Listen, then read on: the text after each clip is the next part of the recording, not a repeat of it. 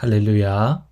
좋으신 주님의 은혜와 평강이 사랑하는 이그스피드 온 가족들과 함께 하시기를 소원합니다. 2025년 3월 7일 금요일 아침입니다. 오늘 함께 나눌 하나님의 말씀은 누가복음 9장 28절에서 36절까지의 말씀입니다. 제가 말씀을 읽겠습니다. 이 말씀을 하신 후 8일쯤 되어 예수께서 베드로와 요한과 야고보를 데리고 기도하시러 산에 올라가사 기도하실 때에 용모가 변화되고 그 옷이 휘어져 광채가 나더라. 문득 두 사람이 예수와 함께 말하니 이는 모세와 엘리야라. 영광 중에 나타나서 장차 예수께서 예루살렘에서 별세하실 것을 말할세. 베드로와 및 함께 있는 자들이 깊이 졸다가 온전히 깨어나 예수의 영광과 및 함께 선 두 사람을 보더니 두 사람이 떠날 때에 베드로가 예수께 여짜오되 주여 우리가 여기 있는 것이 좋사오니 우리가 초막 셋을 짓되 하나는 주를 위하여 하나는 모세를 위하여 하나는 엘리야를 위하여 하사이다 하되 자기가 하는 말을 자기도 알지 못하더라. 이 말할 즈음에 구름이 와서 그들을 덮는지라. 구름 속에 들어갈 때에 그들이 무서워하더니 구름 속에서 소리가 나서 이르되 이는 나의 아들 곧 택함을 받은 자니 너희는 그의 말을 들으라 하고 소리가 그침에 오직 예수만 보이더라. 제자들이 잠잠하여 그 본 것을 무엇이든지 그때에는 아무에게도 이르지 아니하니라. 아멘. 오늘 본문은 예수님께서 산상에서 변모하신 사건을 다루고 있습니다. 이 사건은 우리에게 변화산 사건으로 알려져 있습니다. 이 변화산 사건은 마태복음과 마가복음 그리고 누가복음에 모두 등장합니다.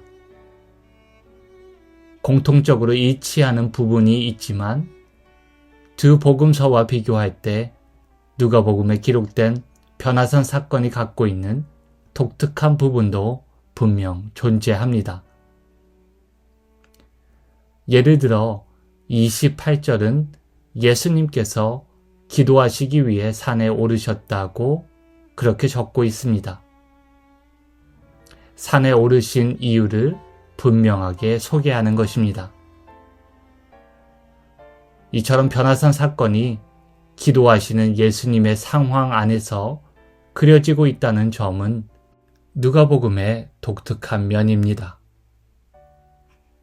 변화되기 위해서 예수님께서 산에 오르신 것이 아니라 기도하기 위해 제자들과 함께 산에 오르셨고 그 기도 속에서 변모하셨습니다. 누가복음에서 예수님의 중요한 순간들은 기도와 함께 이루어졌습니다. 예를 들어 예수님께서 세례 받으실 때 누가는 예수님께서 기도하셨다고 적고 있습니다. 3장 21절과 22절을 읽어드리겠습니다. 오늘 본문과 유사한 점을 포착해 보시기 바랍니다.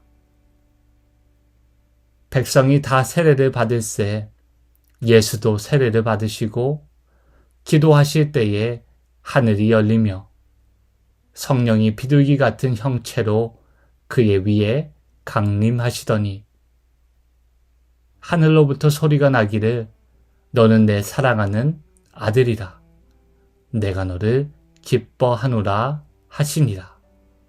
아멘. 예수님이 세례를 받으시고 기도하실 때 성령이 임하였습니다. 성령이 임할 때 변화가 일어납니다.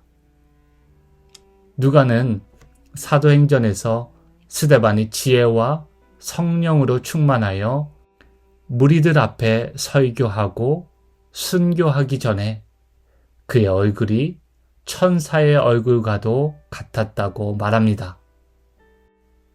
변화산에서도 예수님의 용모가 변화되고 그의 옷이 휘어져 광채가 났다고 누가는 기록하고 있습니다. 성령이 예수님께 충만히 임했다는 표징입니다. 예수님이 입고 계신 옷을 감싸는 빛은 자연적인 빛이 아닌 하나님의 현현 혹은 임재로 인한 신적인 빛입니다. 30절을 보시면 두 사람이 나타나 예수님과 대화를 나누었다고 말합니다. 예수님께 나타난 인물은 모세와 엘리야입니다. 두 인물은 구약에서 각각 율법과 예언을 상징하는 존재로 알려져 있습니다. 이러한 맥락에서 두 인물이 예수님께 나타난 이유는 예수님이 율법과 예언을 성취하시는 분이시기 때문이라고 많은 사람들에게 알려져 있습니다. 또 다른 관점에서 모세와 엘리야는 모두 신비롭게 죽음을 맞이한 인물로도 알려져 있습니다. 모세는 모압 땅에 묻혔으나 아무도 그의 시신이 묻힌 곳을 찾을 수 없고, 엘리야는 회오리 바람과 불수레를 타고 하늘로 올라간 인물입니다. 변화선 사건은 모세와 엘리야, 엘리야와 모세의 신비스러운 최후와 연결되어 예수님이 십자가 죽음 후에 맞이할 부활을 암시하는 장치라고도 볼 수 있습니다. 이 구약의 대표적인 두 인물이 영광 중에 임하여 예수님께서 별세하실 것을 이야기합니다. 여기서 별세하다라는 단어는 특이하게도 엑소더스로 표현되어 있습니다. 엑소더스는 떠나다 혹은 나가는 길을 의미하고, 이는 구약 성경에서 이스라엘 백성들이 애굽을 떠나 약속의 땅으로 나아갔던 출애굽 사건을 의미하는 단어로 사용됩니다. 출애굽은 물리적으로 애굽을 떠나는 사건이지만 신학적으로 이스라엘을 향한 하나님의 구원 역사를 의미합니다. 마찬가지로 예수님의 떠나가심, 즉 그분의 죽음은 우리의 출애굽, 하나님의 구원의 길이 됩니다. 누가는 32절에서 베드로와 그와 함께한 제자들이 깊이 졸고 있다고 말합니다. 예수님께서 체포되기 전 겟세마네 동산에서 고통 가운데 기도하셨지만, 그 자리에 함께 있지만 깨어있지 못하고 잠들게 될 제자들의 모습을 예견해주는 구절이라고 볼 수 있습니다. 잠에서 깬 베드로는 모세와 엘리야 그리고 주님을 위해 초막셋을 만들겠다고 말합니다. 이 초막과 관련하여 다양한 의견이 존재합니다. 어떤 이들은 수확을 기념하는 절기인 초막절과 연관이 있다고 보기도 하고, 또 어떤 사람들은 모세가 하나님을 만났던 장막을 의미하는 것으로 풀이하기도 합니다. 또 어떤 사람들은 종말의 의인들이 거하게 될 하늘 장막을 의미할 가능성도 있다고 말합니다. 정답은 확신할 수 없습니다. 누가는 33절에서 베드로가 자기가 하는 말을 자기도 알지 못하더라 라고 기록하고 있습니다. 다른 말로 베드로 자신 역시 정확히 그가 한 말이 무슨 의미인지 몰랐다는 것입니다. 그저 지금의 이 황홀한 상황을 붙잡고 싶은 바람이었는지도 모르겠습니다. 후반절 34절에서 35절은 베드로와 제자들에게 구름이 덮여 두려워하였고 구름 속에서 이는 나의 아들 곧 택함을 받은 자니 너희는 그의 말을 들으라 라는 소리를 듣게 됩니다. 말씀드린 대로 예수님의 세례와 평행을 이루고 있습니다. 예수님을 하나님의 아들로 선언하는 소리가 하늘에서 들립니다. 나의 아들 곧 택함을 받은 자니 너희는 그의 말을 들으라. 세례 때에 이어 변화산에서도 유사한 방식으로 예수 그리스도를 하나님의 아들로 확증합니다. 예수님의 공생의 사역을 시작하기 전에 들려온 그 음성이 십자가의 길로 예루살렘을 향해 나아가는 그 예수님께 이제 다시금 들려온 것입니다.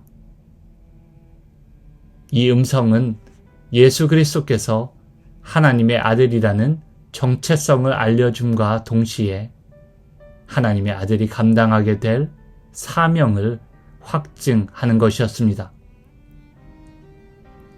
따라서 변화산 사건은 단순히 예수님의 영광스러운 모습을 보여주는 사건에 그치지 않고 그분의 고난과 부활을 예고하는 중요한 전환점이 됩니다.